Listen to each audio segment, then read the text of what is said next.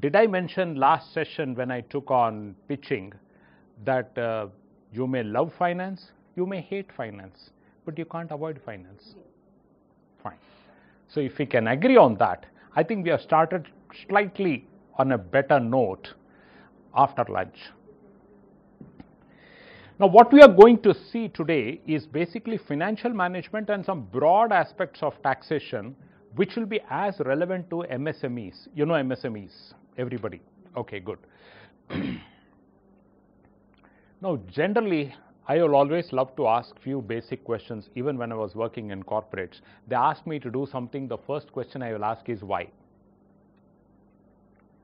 This gives you the clarity of direction, clarity in thought, and say, okay, why do you have to do something that you've been asked to do?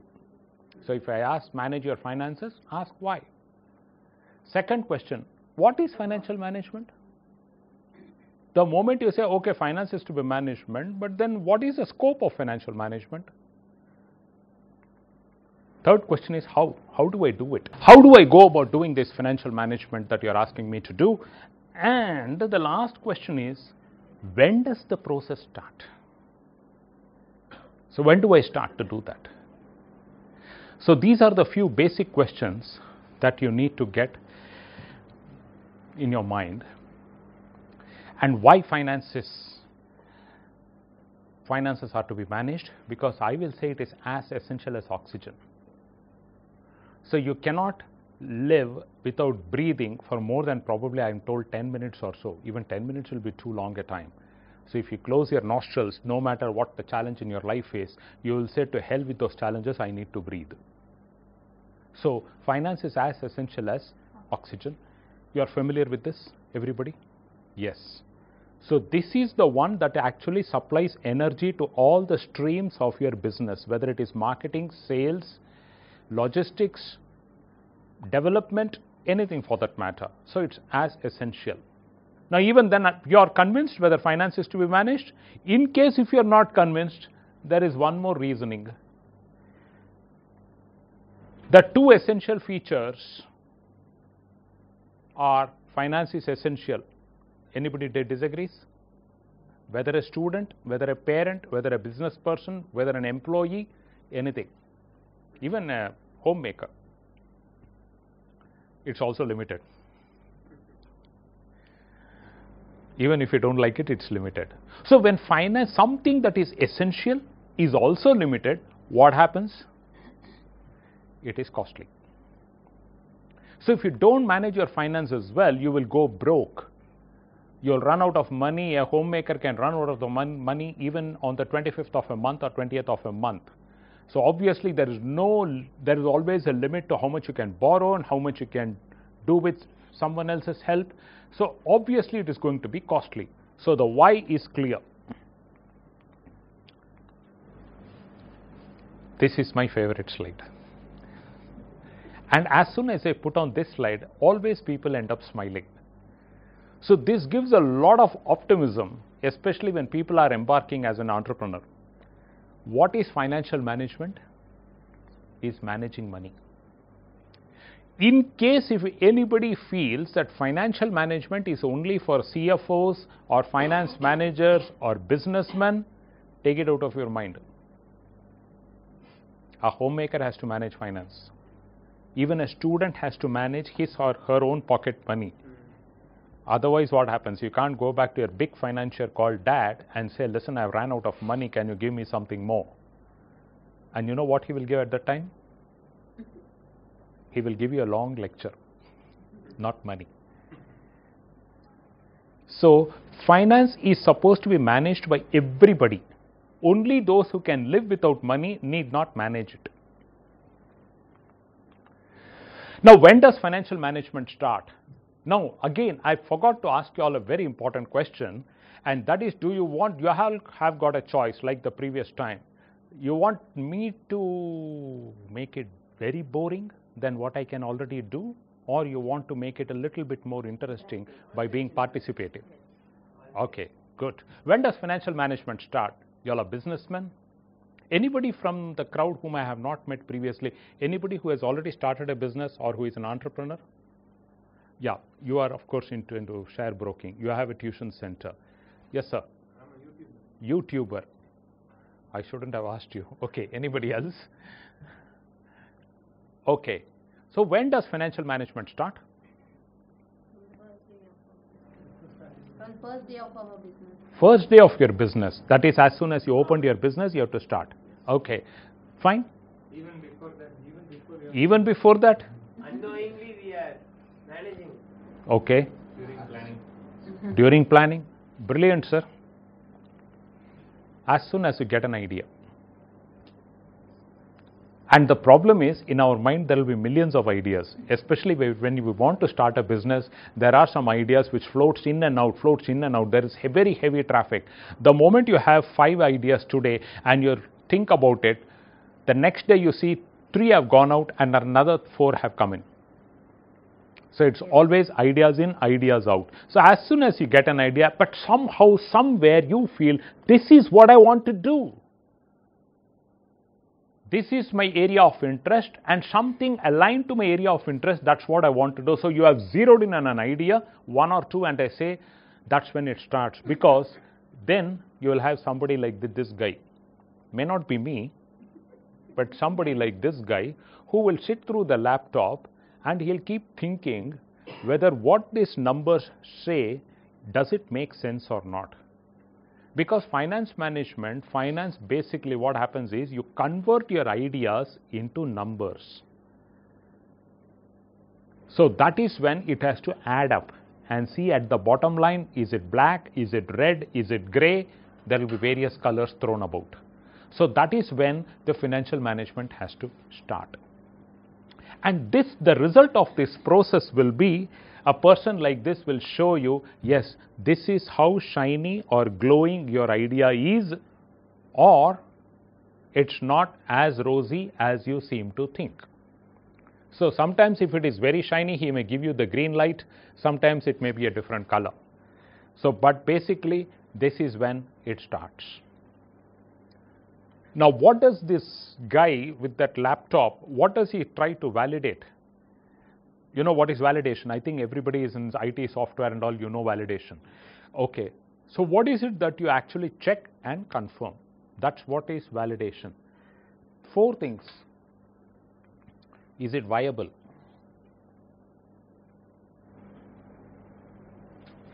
Is it sustainable? Now, what is the difference between viable and sustainable? Anybody? Long term, is it viable on the long term? That's sustainable. Okay, viable is immediately you start a business. Yes, you are going to make a reasonable profit, not covering all the costs, but then it looks promising. Okay, if this business scales up. Now, sustainable is somebody coming in and he overtakes you, a similar product coming in, and then he rent at a lower cost and he makes it unsustainable for you, unremunerative for you. So that means that is what it is. So this could be in the very short term. This could be in a slightly medium term. And when we talk about long term, is it profitable? Because within 6 to 12 months, perhaps not even 24 months, you may not be expected to cover the whole cost, because your scale of activity will be much smaller. So in that, your fixed cost may not get covered completely. But then it looks promising. The volumes can keep increasing. The market is huge. I do have a product which people want. It solves people's problems. So is it profitable? There is a 4th question. Not normally people look at that, and that is it scalable? Scalability for a business is basically growth for we human beings. If we do not grow, do you know what does not grow? What does not? Non-living things. Saturated fat. Non-living things, only those who are dead, no life in them, only they will stop growing. So from a human perspective, it is we need to continuously grow, learn new things, keep doing new things, experiment, explore, all these kind of things. A business also needs to keep growing. Otherwise, one day or the other, somebody will and then walk past. So is it scalable? So being profitable Lot of businesses, especially in tier 2, tier 3 cities, they are happy as soon as they turn profitable. If they are getting a 20% net profit margin, they say, ஓடிட்டு இருக்குப்பா பரவாயில்ல, இதுக்கு மேல எதுக்கு நம்ம ஆசைப்படணும்? Contentment is not bad. We need to distinguish between being ambitious and being contented.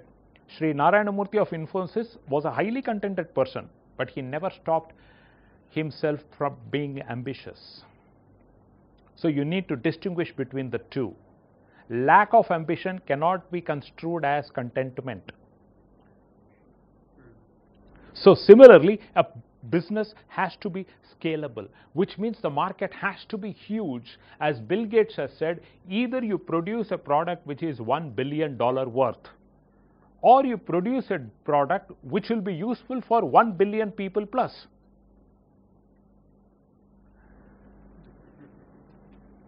So it has to be mass scale. You see now, whether you take Ola, more than Ola, I'll say Swiggy, Uber Eats, you see what's going on? There are, if you come down to Sai Baba Colony, there will be a Pani Puri wala at every intersection of roads. Everybody is busy with their businesses, which means the market is huge.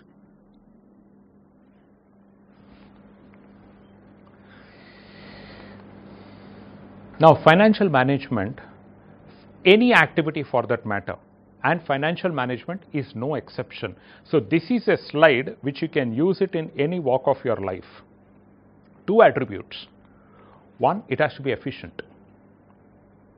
Two, it has to be effective. Anybody wants to distinguish between the two? What is being efficient and what is being effective? Yes, sir.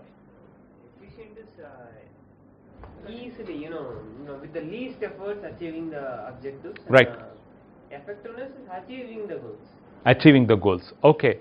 So this is basically efficient is, as he said, being high on productivity. At lesser cost, do more number of things. Effective is doing the right thing. Doing the right thing is being effective. If you do the wrong things, your purpose is not going to be achieved. So this goes true for anything and everything. If you are pursuing an MBA, you might as well do something which is going to influence or fulfill the purpose of doing MBA. And then how will you do it? By managing your time, managing your resources, those kind of things. So this is a slide which will be generic in nature. It is applicable to every walk of life.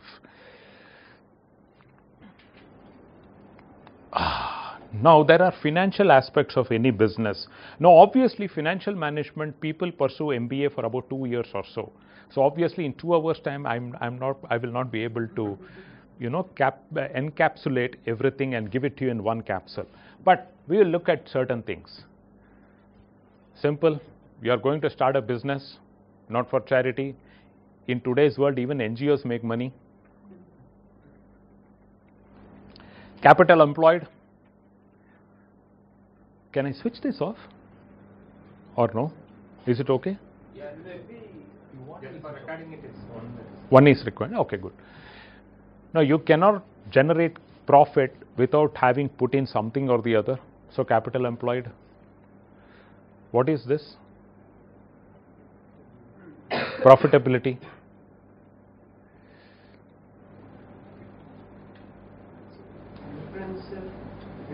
How much potential the business has got to generate the profit? Yeah, that is an inquiry. How profitable it is, or what is the profitability? But exactly what does that word mean?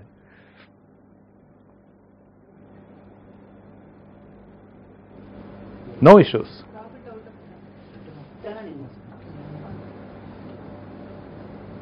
So for a given capital that you have employed, how much profit are you generating? Now here I also want to bring to your attention, profitability will also have different definitions. This is a very generic definition. For example, what is your gross profit margin? What is your operating profit margin? So over there, what is the profit you are generating, and then you relate it to sales in the numerator or in the denominator. Here you take the profit, a bottom line, and then take the capital employed as the denominator, and then you do it. So because we are also going to talk a little about those profitability aspects a little later, the ones that I mentioned with reference to sales. Financial metrics. Sounds familiar? Any students who have recently passed out, or all have passed out some few years back? You recently passed out. You are aware about metrics? Yep. Which is the metric that you were running after? Okay, metrics are basically performance measurement definitions or tools or indicators. Even students have to run. What is it? Exactly. Colleges have to run placement ratio. So financial metrics are also relevant because you want to know what is the financial performance. There are various aspects of financial performance, and you will not be able to know unless you do that. You go to a doctor, he checks your BP, your pulse. So those are basic metrics for him to know how well you are doing. Cash flows. You know why this is the biggest cloud? Because it has the, if you don't care about it, if you don't take care about it, it can cast the biggest cloud on your business. Cash flows. If you are on top of this, you have cracked it. Now there are four main decisions in financial management. Investment. As somebody said, who said it? Even before the planning stage itself, you start looking at how much your financial management starts even at the planning stage. So you want to know how much investment you want. Yes, you said it right. Okay. So when investments are again two kinds of investment. What I call as fixed assets, income producing assets. Another is, it could be a factory, a physical one, or it could be a services oriented business like design consultancy, software, for that, or these kind of stuff. Then you have something called, even in income producing assets, you need to take care of the initial investment and how much are you going to use it for replacement, additions or renovations. Now the second line may not be relevant the day you start your business, but obviously people change smartphones at least once in 2 years. So you'll have to change your laptop at least once in 4 years. So you'll have some replacement. You'll have more number of people, programmers or developers, so you'll need to purchase more, or sometimes you may have to renovate if it is simply a civil work kind of thing or a factory kind of thing. So what I'm trying to tell you is the investments happen for these kind of reasons. Initial investment is what you plan. But then if you are looking at, if you are in the 4th year of business, you will still need to have some investment because you are going to add on some capacity, or you are going to replace or modernize some capacity. So that will be there. And then financing. Once you know what you want, you will have to figure out where from are you going to get it. Financing. Which are the sources? Banks. Oh, I love your answer. Why should I do business with my money? When Indian banks are far more generous. Okay, banks. Any other source? Father. Even better answer. I would love to meet him. Okay. Any other source? Huh? Friends? Yeah, you can try your luck there. Okay. Anybody else? Huh? Seed capital. Okay. Okay. You are being practical now. You have tried the other sources, it seems. Okay. Fine. Yes. Borrowings. I also put the first line as borrowings because I know the audience is wiser than me. But then nobody is going to give you money unless they also see your own skin involved in it. You have put in your own stake. You go to, for even a home loan, you have to put in at least 20 to 25% of your money. So nobody finances 100%.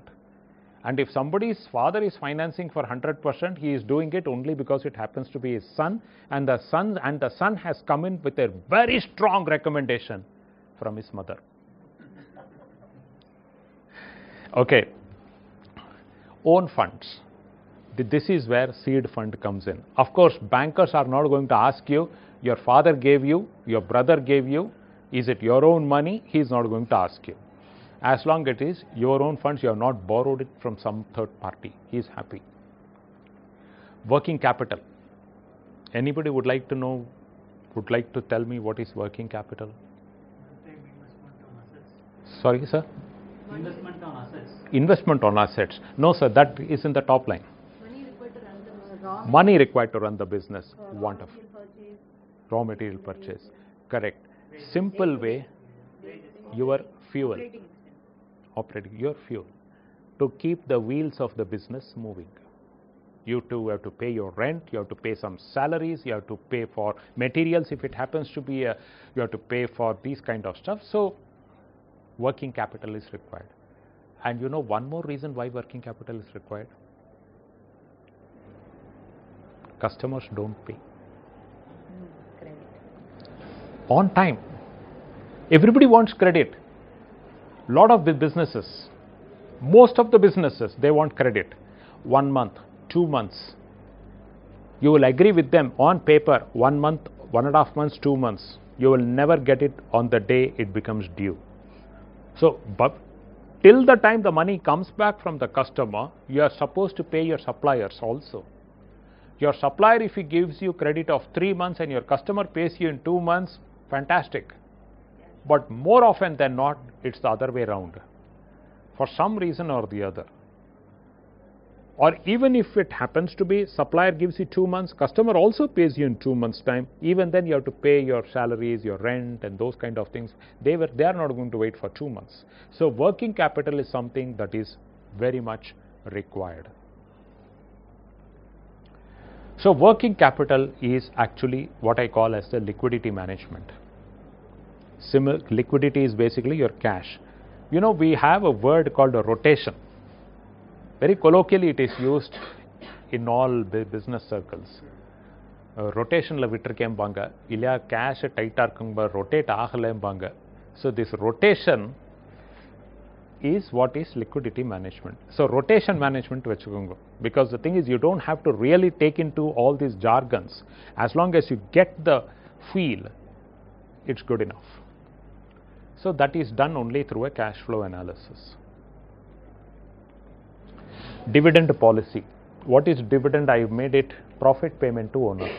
If it is corporates, the company management, they declare a dividend. You must have noted all of these things. Even if it is your own proprietor, you are the sole owner, even then you can take a decision how much money I want to take out of my business, or should I leave it back in it and call it as a reinvestment of profits. So that is again a decision of financial management. And this dividend policy will also be depending upon what are the funds requirements in the business. Do you really need it? You don't need it, or you want to take a little bit of it and then leave the rest inside.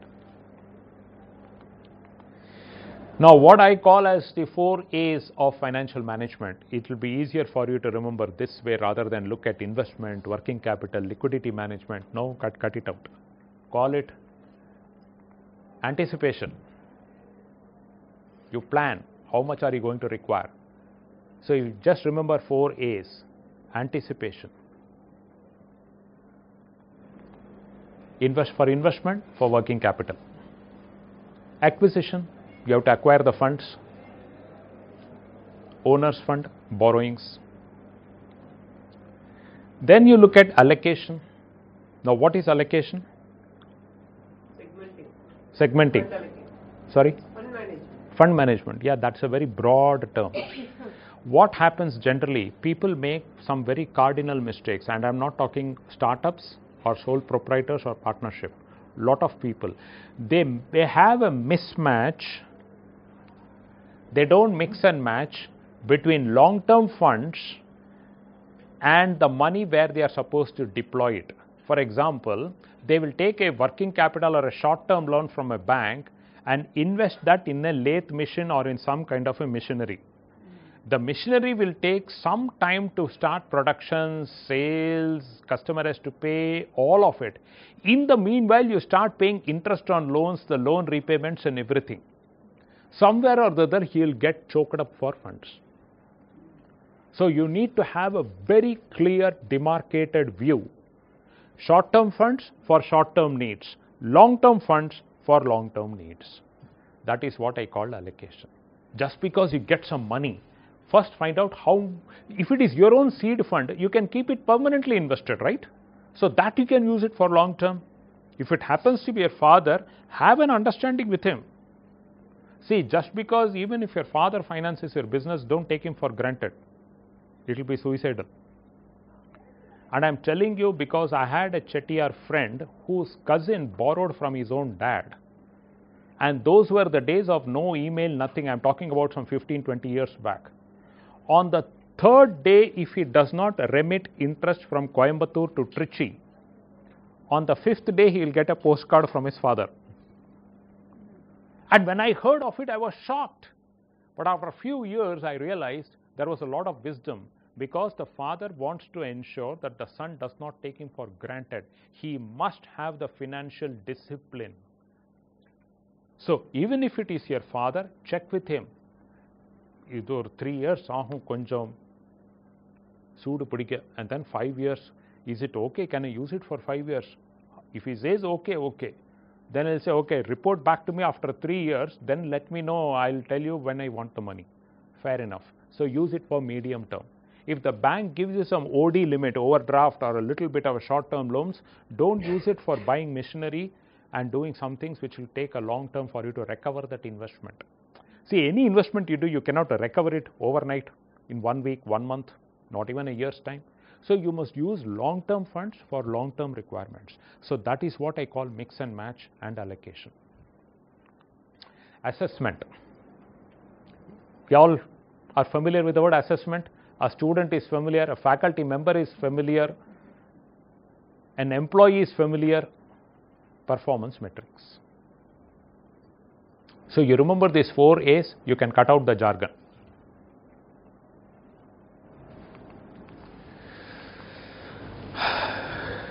Now, financial management, what is the scope? What do you generally do in financial management? I'll give you something, a very, very, very interesting term. How many people find it interesting? Hopelessly boring. Frankly speaking, even I find financial accounting boring, but it is essential. Because to me, financial accounting is post-mortem. The money is gone. You only account where it has gone and when did it go. No use. Managing is basically you need to anticipate and ensure that the things happen that you want it to happen. Now, we talked about performance standards.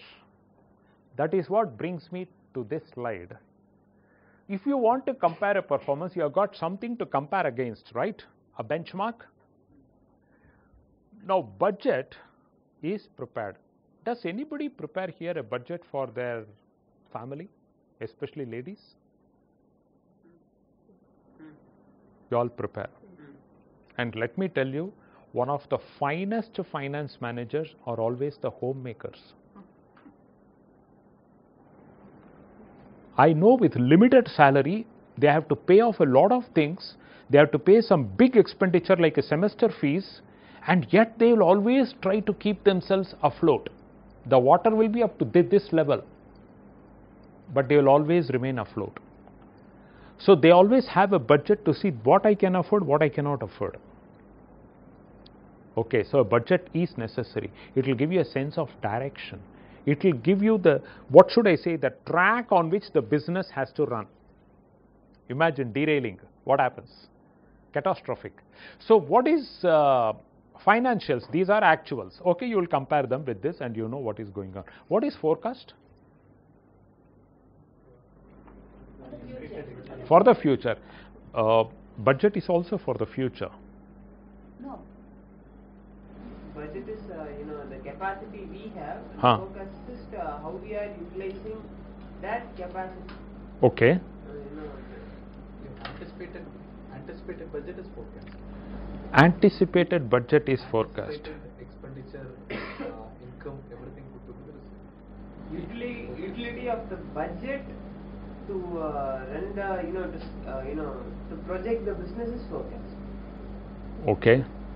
I thought I was the only guy who can complicate. Okay, I'll tell you one very good definition. See, budget, what happens is, start of the 12 months, let us say you are in December 2018, and then you prepare for 2019, Jan to December. There is a budget. Then what happens is, 1 month over, 3 months over, you compare with yourself in the budget. A budget, I'll come to that. I think I'll take you to the next slide so that it will become very clear. A budget is telling your money where to go, instead of you wondering where it went. And this was mentioned by John Maxwell. Now, again, one question is, if you have prepared the budget, why do you need a forecast? Why? As I said, the first question. Why do you need a budget? Okay, to get a sense of direction. But if you have got your budget, why do you need a forecast? The reason is, no matter how well you have prepared a budget, it is a snapshot.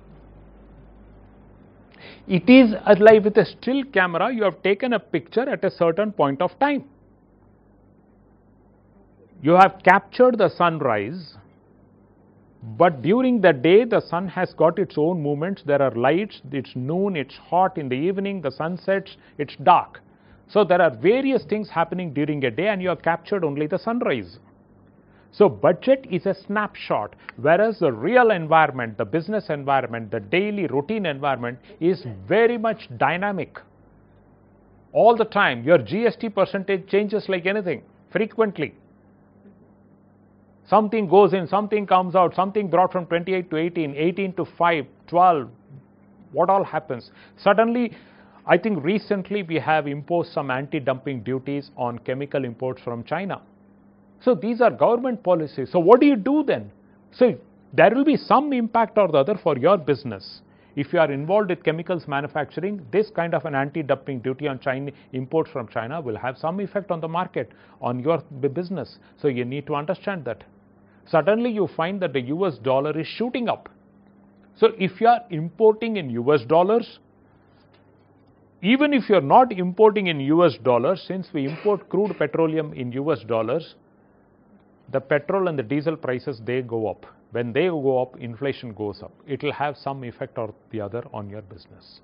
So forecast is needed forever you keep yourself on top of the wheel which is spinning.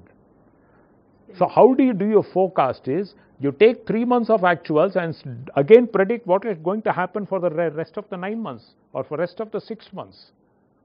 So that 3 months actuals plus your 9 months forecast or estimate will be your that forecast that you may compare with your budget, because you cannot stick around and say, I have done my budget is cut in stone, no changes will happen. No, you cannot say that. You go, because when I was working, the operating manager who was running the fleet of vehicles, he doesn't care about the budget. Not that he doesn't care, but he says, if my vehicle has broken down, I need to get it repaired first. You cannot say there is no maintenance budget available. What is he going to do then? So that doesn't make sense. So budget is something to give you a sense of direction. Beyond that, it is not sacrosanct.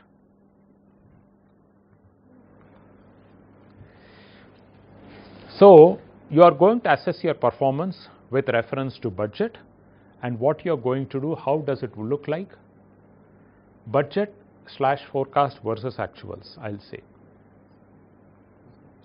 What do I want to happen is what you prepare as your budget. What can happen? If they are your scenarios. You do simulations, right? Anybody has done simulations? Simulations? What if scenarios, right? You all do? In somewhere in engineering software, you do simulations. So you simulate. If this is my import duty, I have assumed a certain US dollar rupee exchange rate. I have done my budget. What if the dollar goes up by 5%? How much of my imports come from in US dollar currency? and what effect will it have on my cost? Or if your US dollar rupee has gone up, anything that you buy, any software, lot of stuff, everything is quoted in US dollars. So obviously you need to shell out more. So what will be your cost structure if the US dollar rupee increases by 5% or 7%? So those are scenarios you need to look out for them. Or scenarios could also be with reference to marketplace, scenarios with also with reference to competition, with government policy, with anything. So you work out, so then when you prepare your budget, you need to figure out what are the key factors. If they work, my business works very well. And in each of those key factors, there will be a risk element. So that risk element you'll need to elaborate in terms of scenarios, optimistic, likely, pessimistic, and then you figure out. So that suddenly you prepare a budget and then your actuals are like, your budget is like this, your actuals are somewhere here. So you don't find a oh, this budgeting exercise itself is a waste. No. I should have concentrated more on actuals than on budget. No. Just because I don't use a tool or a technique correctly, that doesn't mean that is a wasteful thing. So you need to understand what is it that you want to happen, fair enough.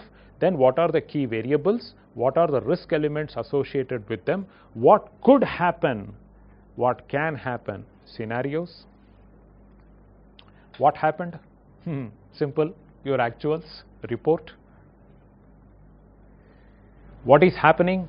Dashboard. Last month, 3 months before, last quarter, what happened? What is happening now? So you get a trend. Why? Why are the results between actual and your budget or forecast different? So you need to analyze that. Is it sales volumes, sales price? Because if your revenue is down, it could be due to 3 reasons. Your sales quantity is down, your selling price is down, or a combination of both. Or your sales volumes could be very high, but your pricing is bad, so overall your revenue is affected. So you need to get why. And that is why this budget has to be a bit detailed. If it is not detailed, you don't know what has hit you or what has worked in your favor.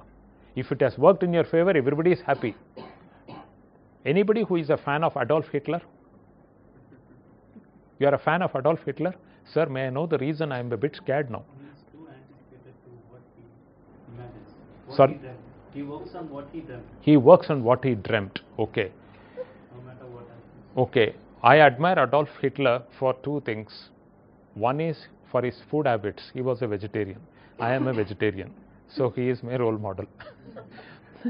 The second thing is his famous quote. If you won, you don't have to explain. If you lose, you shouldn't be there to explain. That is how corporates also function these days sometimes. If you have achieved your target, you don't have to explain. If you have not achieved your target, I don't want to hear. You didn't achieve your target. That's what it is. So you need to analyze why. And then you don't stop at this. What could happen is what I call as your forecast. Sorry about that, I don't know why that thing is coming in. That is what could happen. You have made a set of assumptions in your budget, you worked out scenarios, everything fine. What happened? You found out there is a dashboard, and then you say, okay, this is what happened, I know. This was supposed to have happened, this is what happened, I have analyzed the reasons. Then what is likely to happen? You cannot still hold on to a budget whose assumptions may not entirely be true for the future. So you forecast something. And your latest decisions, your decisions, immediate decisions, has to be based on the immediate forecasted thing, not on a budget that you prepared 3 months, 6 months back. Yeah? Everybody is familiar with this picture? Sorry? Every person who is into a business. Not into business. He is into the business of living. He is doing this. Whether it is a student, a homemaker, a businessman, employee, everybody. Only thing is that he is holding a briefcase. Now nobody knows the next step whether he is going to be on the rope or down below. Everybody we do the balancing trick. A student has to balance the trick between studying and leisure time, party time. An employer has to do the trick between rewarding employees and keeping the cost low. A businessman has to do the trick all the time between profitability and liquidity. If you can get these two terms only and the difference between the two, you are an ace finance manager. Now you know what is profitability. In this context only, I said it is not return on investment. It is how much profit you earn with regard to sales. Okay.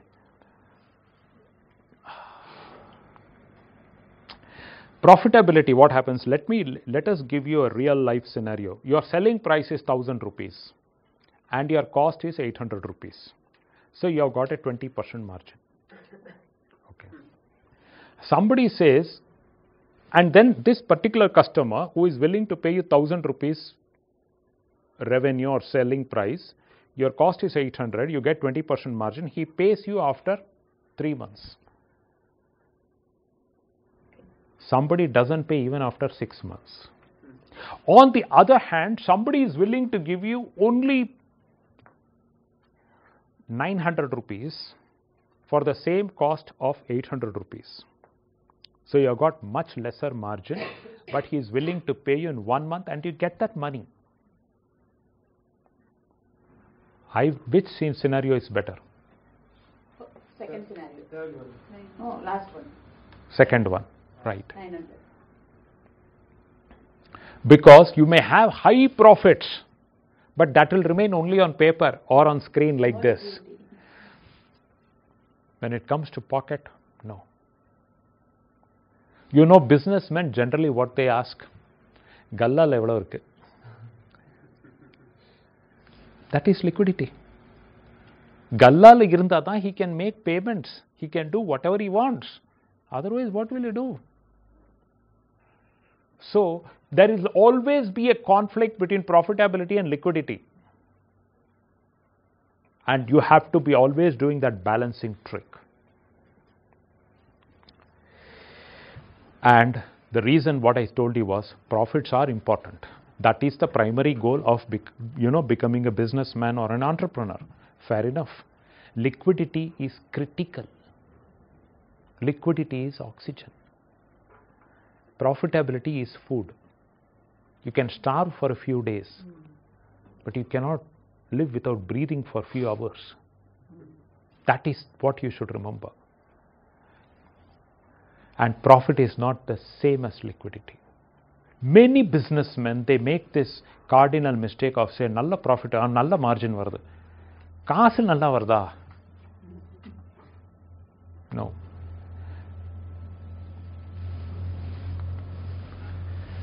Liquidity is basically, unless you have cash, you cannot move to the next milestone. And the next milestone is not 1 year later or scaling my business. No, your next milestone could be just the next month. Unless you have cash, you cannot pay your bills, your salaries, your internet connectivity, your EB, nothing you can do. So the next milestone could be as near as a month. And the problem is, one of the top 5 success factors is liquidity. There are plenty of businesses which are profitable. Businesses generally fold up not because the product is bad, the technology is bad, or there is no market. No. Businesses fold up only because there is lack of liquidity. 50% of the startups fail within the first 5 years only because of liquidity. Even if people want to invest in your money, they will look only how well you are managing your liquidity. Unless there is profitability, obviously even you are not going to continue in it. So profitability is a given thing. And I will also now tell you in the next slide how these two are very, very closely interlinked. That's the most interesting aspect I like. Other than that, financial accounting, you can always hire one accountant and ask him to, do the books of accounts. That's not a big deal. This is how you have to view yourself and your business.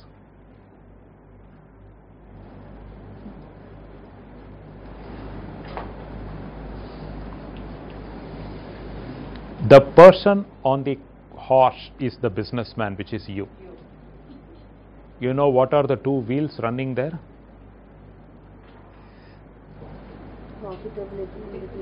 Profitability, liquidity. Now, all of you are technical people, at least engineering degrees, IT degrees and all. You all will know what is this RPM, no? RPM, dia, whatever you people call. These two have to be uniform. Yes.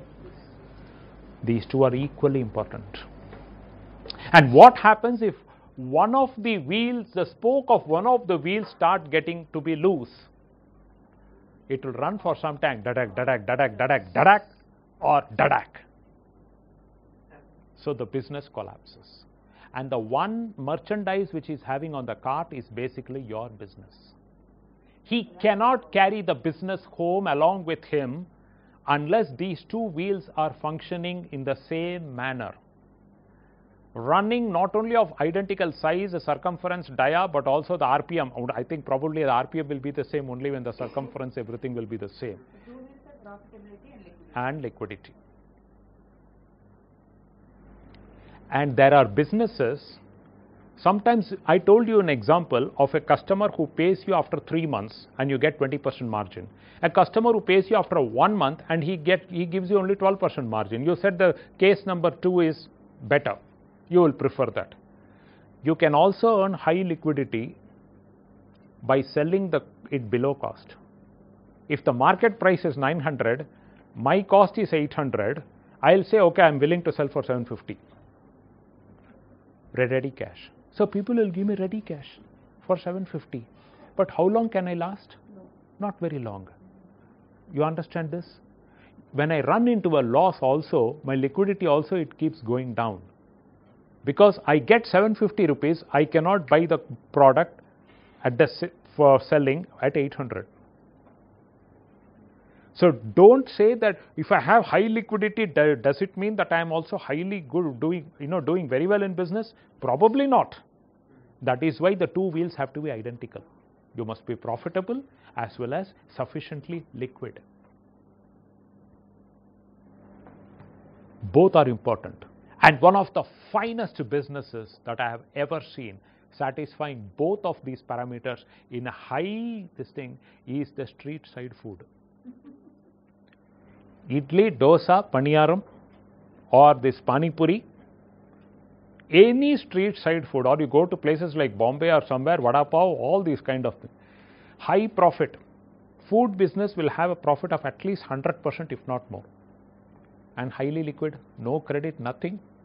The credit is the 10 minutes time you take to eat and then you have to pay him. So that's one of the finest businesses you can be in.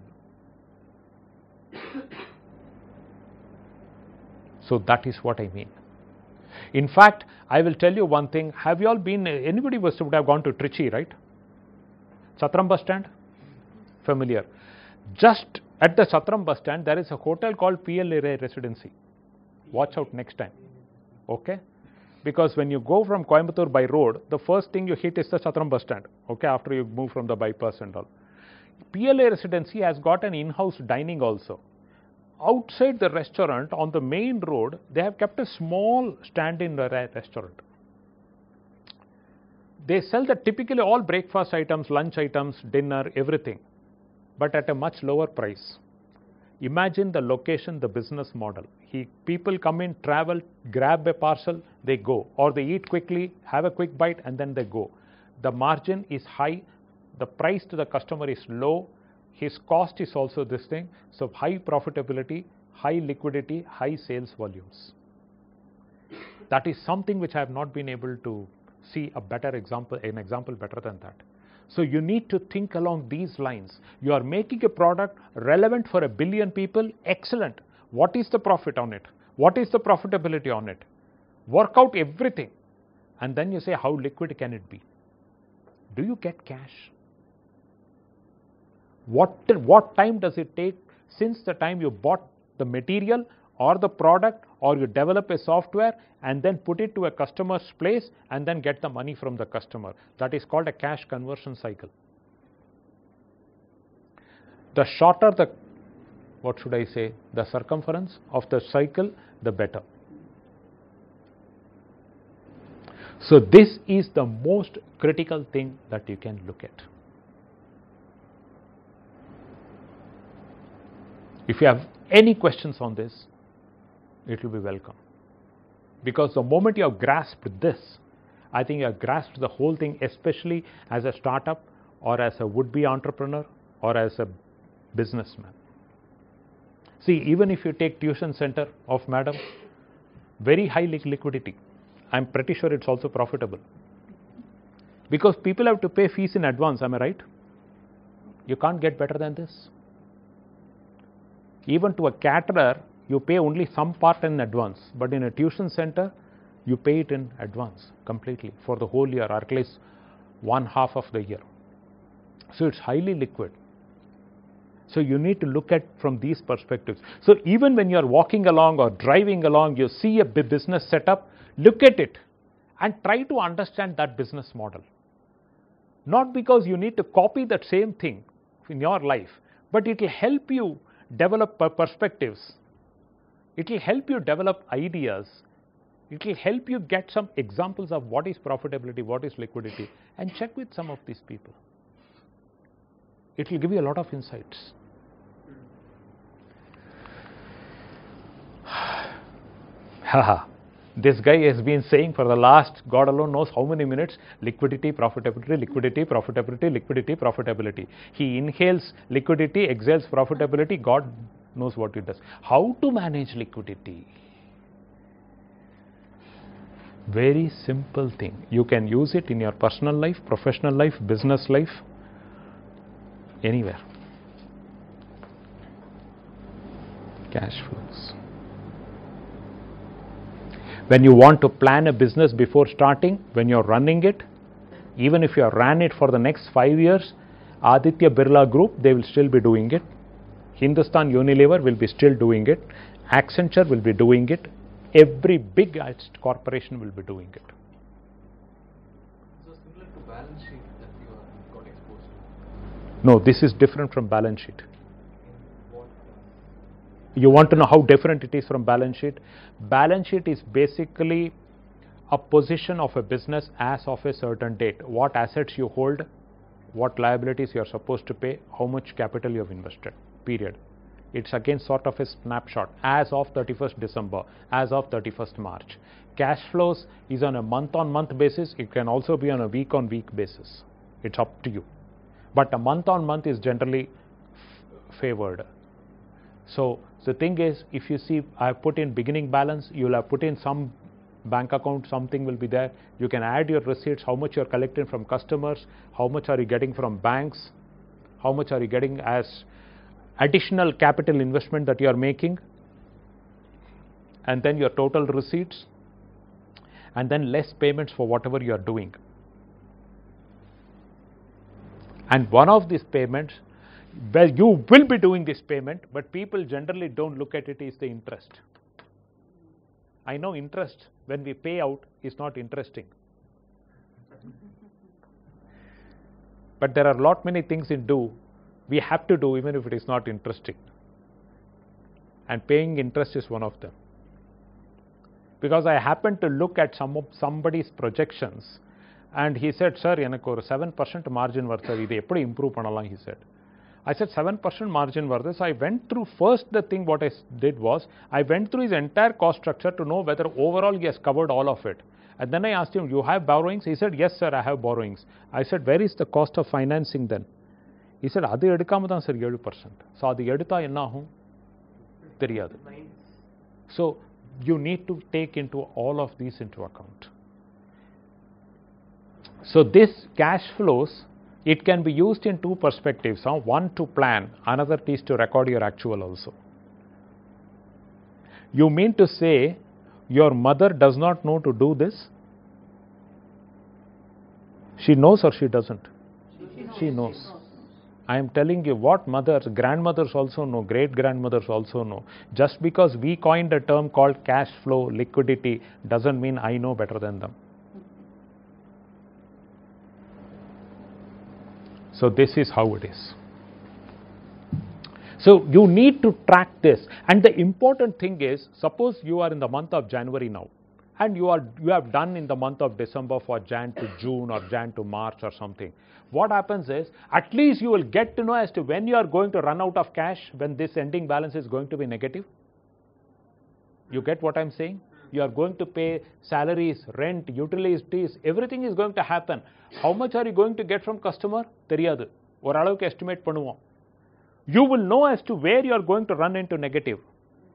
Though when you know where you are going to run into negative in month 6, you have still got time to do something between month 1 and month 5 to see how you can rectify the situation. You get what I'm saying? காசு தீர்ந்து போயிடுது sir, டக்குன்னு நம்ம சொல்லிடுவோம். Nobody is going to take that as an answer. Unless it has been financed by father. He also will not be able to take this answer. என்னதான் பண்ண காசு வச்சு? அடுத்த கொஸ்டின். அப்பாக்களோட கொஸ்டின் கேட்கணுமா? ஸோ என்னதான் பண்ண காசு வச்சு? ஸோ அதனால இது மாதிரி ஒன்று, when we do it, and then you go to your father and say, this is my plan. Would you like to add some of your ideas onto it? Whether the business takes 6 more times to stabilize or not, he'll be very happy. His son or daughter is knowing what he wants to do and how it has to be gone about. So it will increase his confidence in you. I have got a very close friend who is an HOD in CIET. You know CIET. And he also happens to head an incubator of late. Every time he'll crib. Sir, காசு இல்லை sir. என்னையா பண்றேன்? Including incubator, he gets about 1,05,000 rupees per month. And then he always says, my wallet is dry. Sir, can you help me? He said, desperate. I said, come. In fairness, he put out all his things on table. He said, these are my expenses. This is how much I give my father. This is how much I give my wife. And these are the lunch, dinner bills. I go out. I do all of this. This is my car EMI. This is my this EMI. He said everything. I said, very good. I gave him the sheet and I plotted everything for him. Today, he is carrying it as a snapshot in his phone. And he looks at it, no, I cannot spend on this. Shut it down. He surrendered 2 credit cards. He prepaid his car EMI. And he is now floating in surplus. So after 6 months time, he says, sir, ipo enga invest pannan solla mudiyuma? So that's why I told you, you can use it even in your personal life. Especially for people who are wanting to start businesses after having been in employment, it's a huge challenge. So they need to know this. One sheet can be for their domestic family expenses, one thing for their business expenses, and then they will know how to look at it. So how to track liquidity? Because defining a problem is only the first step for a solution. If you don't define the solution, it's not complete.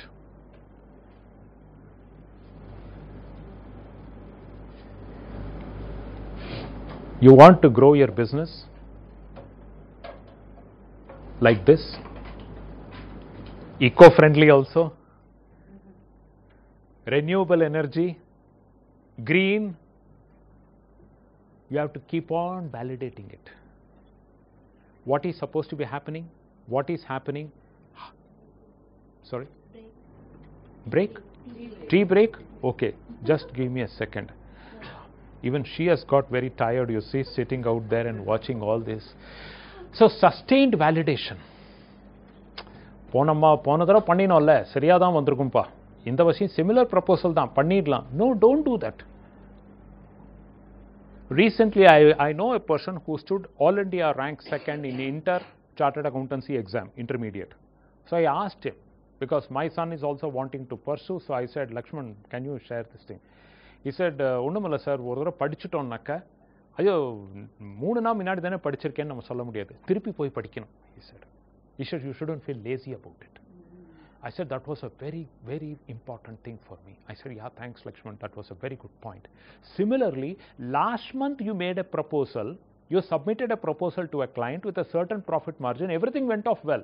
A similar RFP comes to you next month. Don't say I did that only, so I will not do it again. Request for proposal. Because there are some IT professionals here, crack shots, sharp shooters. Other than that, you will get a proposal for sales also. Let us say somebody wants to give you an order for 1,000 bulbs. You submitted a proposal last month, quotation. Basically, that is what it is. And then you don't say that to do the quotation after one more month, I will not rework my cost. No, don't do that. Revisit it. You may not spend the same 3 hours that you spent last month. Even if you spend only half an hour extra, at least you are making sure that your assumptions of last month are still valid. So you have a checklist and you keep ticking the boxes. And then you are happy. Yes, I have done the latest homework. So my pricing is based on the latest scenario. So you are happy. And then you do it. So sustained validation. So that is why initially we saw validation is needed before you start a business. But validation doesn't end there.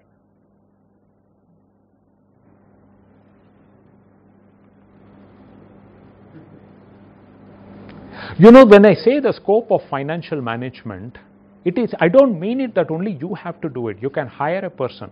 If you cannot afford it, you hire a consultant. Today there are part-time CFOs also. So they will look at certain things. All that I say is the function is important and the activities are important. And what does this person do? You know who is this person, right? You know this guy. I don't know their names, but he's an umpire. So they don't care which country, what pitch, they don't care. So similarly, that fellow will always take this kind of a dispassionate view. An impartial referee is the finance function. Sometimes they will also end up giving you a coaching. In the sense, as a finance guy myself, I had to sit so many a times with the MD or the CEO and tell him this kind of a customers we need to avoid, we need to do this, we need to do that, we are not doing here well. So I'll have to brief him on that. So how should we go about it? He will throw back the question at me. So at that point of time, I will have to tell him not even an idea, but also the roadmap to execute that idea. So you go to a consultant, even you go to an auditor, the auditor will tell you, illa sir, neenga ipdi dhaan pananum, private limited company pananum, eppadi pannalam, adu ipdi pannikalam. He'll give you all that thing. It will be on a lower scale, but nonetheless. Also involves risk. There is a risk everywhere, right? Crossing the road in India is also very risky. So there is a risk. You measure the risk. What is the probability of certain outcomes? You measure the risk. You know it. Even in a swimming pool, people can drown. There are people who have drowned in a bathtub, right? So, in a swimming pool also people can drown. So, but you don't get scared of that because you have these kind of stuff. So, you mitigate the risk through safety measures. And that is how you manage it. இந்த ஆழம் தெரியாம காலை விடக்கூடாதும்போ. ஆழம் தெரிஞ்சதுக்கு அப்புறம் காலை விடாதன்னு யாரும் சொல்லல. Now it is tax time. Was it taxing? Until this? Was it taxing? Yes, no, can't say, don't know, don't want to say, oh, enough of it, tea is waiting for me. What is the answer? Okay, then we'll continue after the tea break. If it was not taxing, I'll make it more taxing.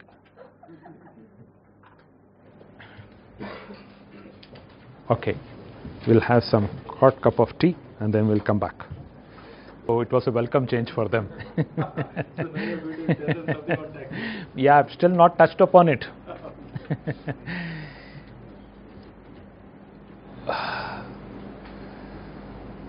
After a refreshing cup of tea, the correct antidote will be to talk on tax. Okay, it is said there are two things very much certain in life. One, I don't want to mention it, the other is taxes. You know it? What is the other thing which I don't want to mention?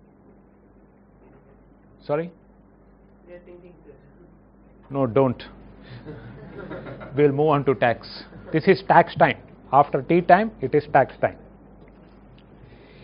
Now, when it comes to tax, do we not all inwardly look like this? So many question marks all around us, and invariably the hand goes like this, and then we found out, oh, what is this new animal? How do I decipher it? But then I'll make it very simple. Tax has got two things. MSMEs, especially on businessmen. One is income tax. All of us are familiar, whether we pay it or not. Another is GST. Thanks to the government, GST is one of the most trending acronym or the three-letter stuff. Now we'll talk about GST and overview. Today what I'm going to give you is, because it is supposed to be talking broad aspects of taxation. So what kind of an exposure you have, what kinds of taxes you have an exposure to, what is the brief overview about each of those taxes, and then what peculiar or special concessions do MSMEs have with reference to taxation. So we'll start with GST because that is the very trending thing. First and foremost, it's a one tax regime. Is anybody aware or not aware what is GST?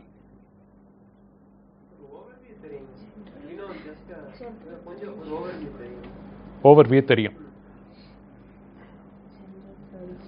Yeah, goods and service tax. Okay. Now what has happened is, this particular tax, there were about various kinds of indirect taxes. So we had service tax, we had VAT, we had excise duty, we have sales tax, we had octroi some places. So about some 17 different taxes have been completely merged into one term, one tax called a GST. And the advantage is, sales tax used to differ from state to state. In addition, we also had a central sales tax and a state sales tax. Of course, we also have a central GST and a state GST, but then excise was there. You had in some places municipal limits, you had octroi. So the indirect taxation levels used to differ from state to state. Say a person selling in Kerala will not have the same tax structure as a person selling in Tamil Nadu or Karnataka, or for that matter any state. If any two states' tax tariffs were the same, it was more a coincidence than by design, than by intent. So that is the one tax regime. And then what advantages it gives you is, no matter in which corner of the country you produce, you will pay the same tax. Not you, basically you will recover it from your consumer or your customer. So that is the one tax regime. So you don't have to think, oh, what if I go to Palakkad and set up my factory there? There is a better tax structure. No. Now it is the same. So it gives you the freedom where you want to locate. It gives you the freedom to base your decisions on business factors like availability of manpower, electricity, materials, call it whatever, or infrastructure. Second is a single tax, as I mentioned to you, and that is paid by the end consumer. Now what has happened is, in GST there is a lot of, may I say, miscommunication or misunderstanding, lot of apprehensions that it is getting collected at various points. No, it is not like that. A manufacturer collects it from the wholesaler collects it from the retailer collects it from the consumer. But in each of these steps, whatever a manufacturer has paid to the government, the wholesaler can recover, can adjust it against his liability. The retailer can adjust against what the wholesaler has paid. So what happens is, only one time the tax is charged, and that is paid by the customer. So the rest of the people who are in the value chain process, they will all get what we call as an input tax credit. So this is again something which I wanted to tell, especially people who may not be familiar. Input tax credit includes services. Now I told you what is input tax credit. Not clear, sir? Kind of refund that they get after. Correct. I have already paid a certain GST, and including the GST I have charged in the invoice to the wholesaler. So the wholesaler need not pay the GST again to the government. He will take a credit from what somebody else has already paid. That is input tax credit. Now earlier it was happening only for physical tangible goods, only products. Now it also includes services. Now for example, now you go to a credit card charges, you will have GST. You will have an ATM card charges including GST. You will have internet connectivity including GST. Even for these services related GST also you can avail of input tax credit. You are running a business, so you will have an internet service provider. So he charges you in the invoice GST. So when you have to pay GST to the government, you can take that as a credit what has already been paid by you in that particular bill. So now it also includes services. Service industry taxes no, they were having service tax, but that you cannot take in credit. Input credit Today that service tax is also included in the GST, and the GST includes input tax credit not just for products, for even for services. And there are for MSMEs, GST is certainly tax friendly. People may say GST kudukanama, eppadi business start panna odane ivlo na enak kattupadi aguma. No, it's not like that. We will take a look at that. GST for MSMEs. Micro, small, medium, the difference It depends upon the amount invested, number of people employed maybe, that kind of thing. We don't have to bother. You can be micro, in 5 years time you can become macro.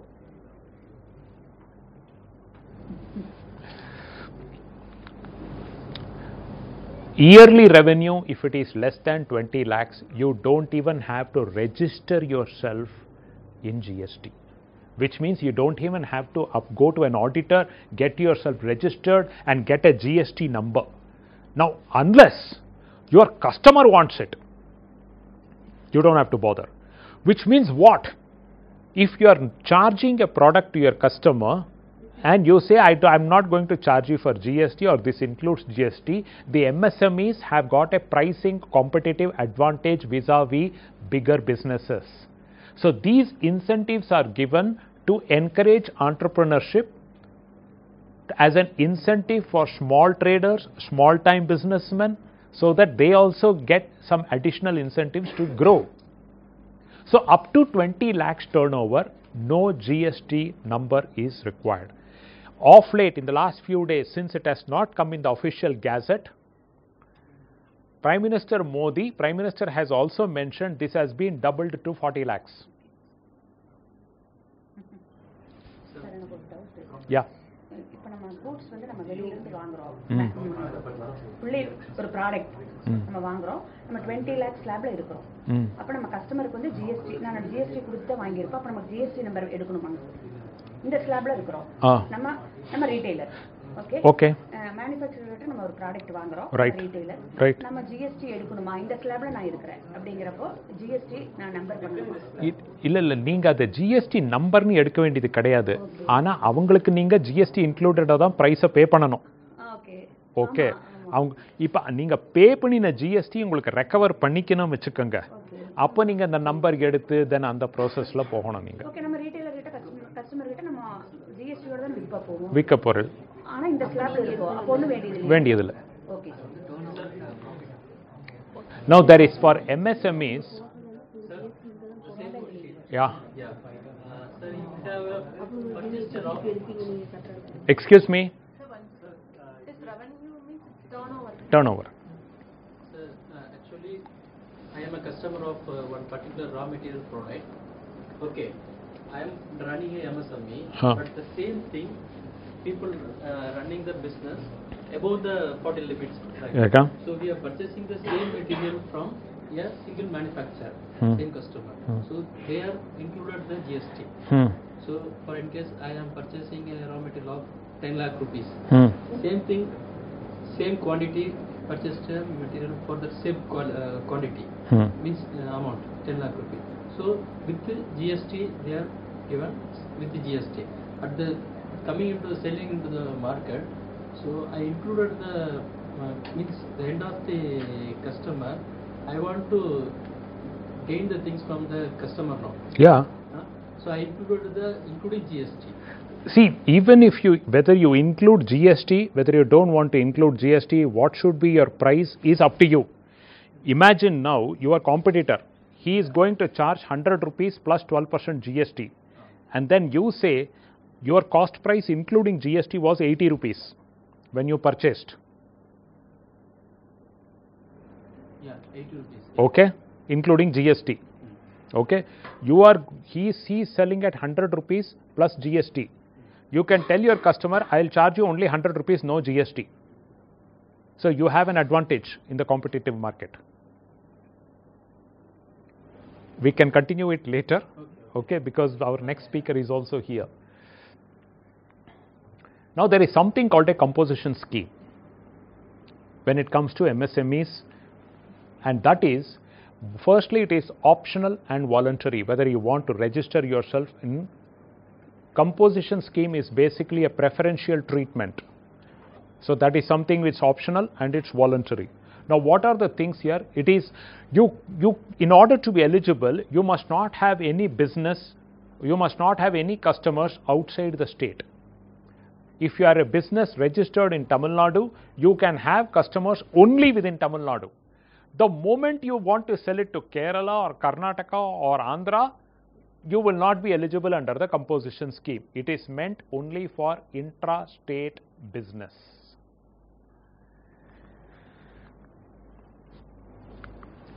Excludes services and online trade. Now services, which mean, let us say if you are doing software development, if you are doing design consultancy, if you are doing any other, being a provider, app, anything, it will exclude that. In this, when I say exclude services also, within that there is an exception. If you are a caterer, if you are a food and beverage supplier, you can supply food even if it is as a service, and you can avail this scheme as long as you don't supply liquor, alcohol. Then it is okay. Non-alcoholic beverages like your tea, coffee, or any soft beverages plus your food is not considered as a service. It's an exception within this. And then online trade. If you are seeking help of Amazon or Flipkart, any of these online platforms to sell your product, then you cannot avail these composition schemes. Effectively, what does it mean? It means the local Terumulal irukra mali kadakaranga, small time traders, they will satisfy all of this. Their business is only for within the state. They are not services, they are not getting into online trade. So in order to protect them and also give them some advantages over the others. And then the revenue, your annual turnover has to be less than 1.5 crores. So all these local shopkeepers will get covered under this. So that's the idea, GST. Now in the GST composition scheme, obviously every coin has two sides. This scheme also will have. What are the merits? Only 1% GST, not even 5%. There is an exception here also. As I told you, within the services category, if the food and beverages is an exception, those guys will pay 5%, just like any restaurants are paying today. You are charged 5% in any restaurants, even in air conditioned. So similarly, 1% GST is meant for only those traders, people who deal in products. That's a very big advantage compared to even 5%. Quarterly filing. You don't have to file the returns every month. You do it every quarter. And then, which means your funds are not blocked. You know why? I will tell you. Somebody has paid GST before the value chain, okay? And then in order for you to get some kind of a relief, I'll have to figure out. So unless that person settles it with the government, you cannot get the money back from the government. The input tax credit will not be physically available for you. Since there is not much of a GST involved in it, your funds blocking will be limited to the minimum. In case of demerits, what happens is no input tax credit, you cannot get it. Because you are all, as it is, you are paying 1% GST. You cannot get input tax credit. No interstate sales. You have to confine your business to customers only within the state. Only physical goods, no services. GST is not recoverable in the invoice. That is, you cannot say 100 rupees, 1% GST, total price 101. No. You can charge the customer 101. But you cannot say 1% GST I am charging and recovering from the customer. So that you can tell the government, my selling price to the customer is 101. I am not recovering any GST. That's between you and the customer. Okay. So that is what it is. For all small retailers within 1.5 crores. 1.5 crores. Per annum. Per annum. Including service industry. Service industry excluded. Service and online is excluded. Yeah. Except the tea coffee. Yeah. GST is not required for less than 20 lakhs. You are indicated that in this figure, 1% GST is 1.5 crores I mentioned, you mean? Either. 1% we want to go to the GST now. So less than 20 lakh rupees, we not required to register the GST now. Register the GST itself. You don't have to be part of the GST system at all. You want to register. You want to register, you don't want. Under MSME. Even if you are under MSME, for example, my turnover is less than 20 lakhs, I don't have a GST number at all. Okay. I don't have to be. That's my choice. எடுக்க முடியாது. நான் GST அந்த சிஸ்டத்திலே இல்ல. அவ்வளவுதான் அது. அவ்வளவுதான் அது. Okay. Now how many of you are paying income tax? How many of you are having incomes? Okay, I am not from income tax office. Don't worry. Nobody in my family is from income tax office. Okay. Fine. Income tax சொன்னோடனே போறாருன்னு பார்த்தேன். 1.5 crore means yearly 20 lakh, less than 20 lakh rupees. 1.5 crore. That is to be eligible under the special scheme called composition scheme. Okay, that's a different thing. Yeah. Income tax. Now, how much you pay income tax, what kind of a taxes you will pay depends upon the kind of business that you're running, what kind of a company form of, what kind of an organization you have got for your business. If it is a proprietary thing. Now, proprietor and individual, they are treated as the same because it's an individual who is the owner of the business. So, it depends upon the tax slabs. If your income is less than 2.5 lakhs per annum, you don't have to pay tax. Between 2.5 and 5 lakhs, 5% tax, so on and so forth. If it is partnership, then it is a flat 30%. In partnership, there is another variation called limited liability partnership. Even there, you will pay 30%. So the better thing, the best solution is to become a private limited company. So it is apart from the total revenue. Yeah. This is based on profits. This is based on profits. Okay. Private limited company is the best option. For funding also. For funding also. Angel funding. The reason is you will pay only 25%. Flat. This is for the salary that you take from Not salary, profits. Profits. If your company is got XYZ Private Limited, that's your company. How much does XYZ Limited Private Limited earn? On that you will pay 25%. In fact, all companies normally pay 30%. Only for MSMEs below a turnover of a certain threshold, they pay 25%. And I think it's about 2.5 crores of profits or something per annum. 2.5 crores. Profits, you will pay only 25%. So from a funding perspective, from an investor's perspective, from a tax perspective, this is the best option. There will be certain regulatory things with private limited company, but that's good. Unless somebody wants to do illegal, it's okay. So again, if I want to Sure. again, if I want to take some amount as a salary from private limited company, Huh. from my private limited Yeah. company. If that exceeds that tax limit, I have to pay a personal income tax Correct, sir. through my personal. Absolutely. Okay. The government needs people like you. Sure. I said that in partnership there is a 30% of Tax. 30% I should pay tax. Yeah. In case my company earns a profit of 1 lakh, say for example 1 lakh rupees. Sure. And again I'm investing that money in machineries or something like that. Uh-huh. Will it be considered as an investment or a profit? Sir, first you have to pay tax on profit. And then you can do the rest with what you want. இல்லை invest பண்ணிருக்கோங்கிறது காமிக்க முடியாது. There may be certain other tax concessions may be available. Suppose for example you put up a manufacturing thing in a backward area, economically backward area. There are some tax benefits available there. So those are very finer aspects. You will have to then look at an issue as a case study. And then we say, okay, for this transaction, for this kind of an investment, this will be the tax incentive also involved. That is possible. But that will be possible on the next year's and the subsequent year's profit, that adjustment. Today you have earned, you have to pay.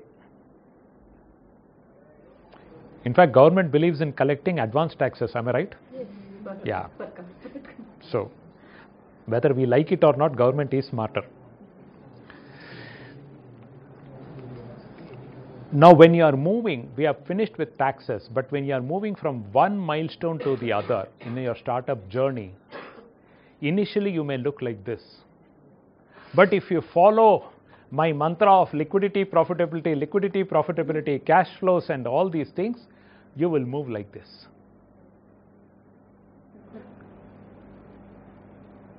Even a child learns to walk like that only, right? So it's okay.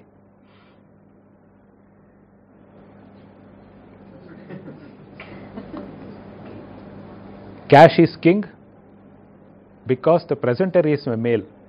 Cash can also be queen. This is what it is. Any other questions? On taxation, it will be really a vertical question. It's a real specialized vertical. That's why I covered very broadly the aspects. What kind of taxes, what kind of an exposure, what is so special incentives given for MSMEs. Beyond that, you will have to really go to an auditor so that he will be able to tell you better.